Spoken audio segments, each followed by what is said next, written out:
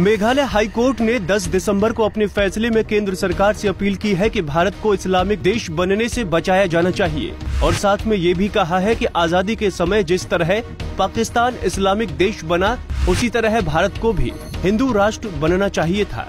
Justice Sudeep Ranjan Sen ने अमन राणा नामक एक व्यक्ति की याचिका पर सुनवाई करते हुए ये टिप्पणी की।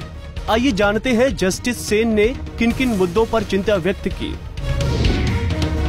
ये एक निर्विवाद तथ्य है कि विभाजन के समय लाखों सिखों और हिंदुओं की हत्या की गई, उनके साथ अत्याचार और बलात्कार किया गया, उन्हें अपने पूर्वजों की संपत्ति छोड़ने के लिए मजबूर कर दिया गया और उन्हें अपने जीवन और इज्जत को बचाने के लिए भारत में प्रवेश करने के लिए मजबूर किया गया।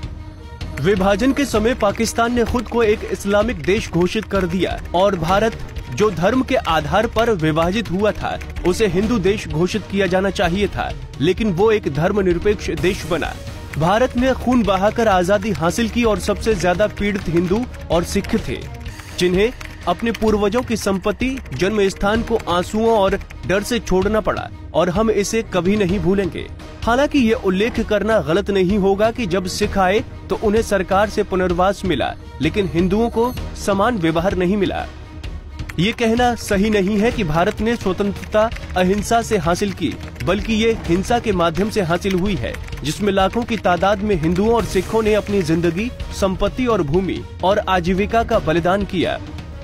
आज भी पाकिस्तान, बांग्लादेश और अफगानिस्तान में हिंदू, सिख, जैन, बौद्ध, ईसाई, पारसी, खासी, जयंती और गारो पर अत्याचार किया जाता है। उनके पास कहीं और जाने के लिए कोई जगह नहीं है और विभाजन के दौरान भारत में प्रवेश करने वाले हिंदुओं को अभी भी विदेशी माना जाता है, जो मेरी समझ में बेहद अनौपचारिक है, अवैध और प्राकृतिक न्याय के सिद्धांत के खिलाफ है। कानून लोगों के लिए बनाए जाते हैं, न कि लोगों को कानूनों के लिए बनाया जाता है। और ये भी एक तथ्य है कि कानून तभी प्रभावित हो सकते हैं जब वो इतिहास और जमीनी वास्तविकता को ध्यान में रखें।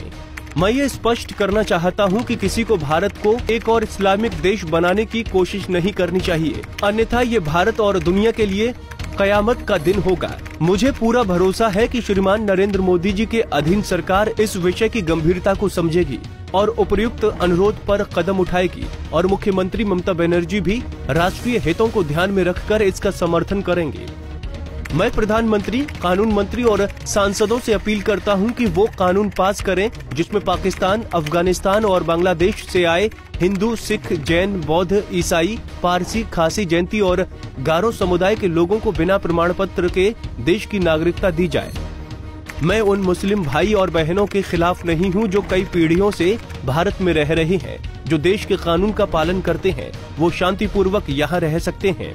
कोर्ट सरकार से आशा करती है कि वो इस अदालत के फैसले पर गौर करेगी और देश और उसके नागरिकों की रक्षा करेगी। पंजाब केसरी के लिए मनीष शर्मा की रिपोर्ट। हमसे जुड़े रहने के लिए हमारे YouTube चैनल को सब्सक्राइब करें।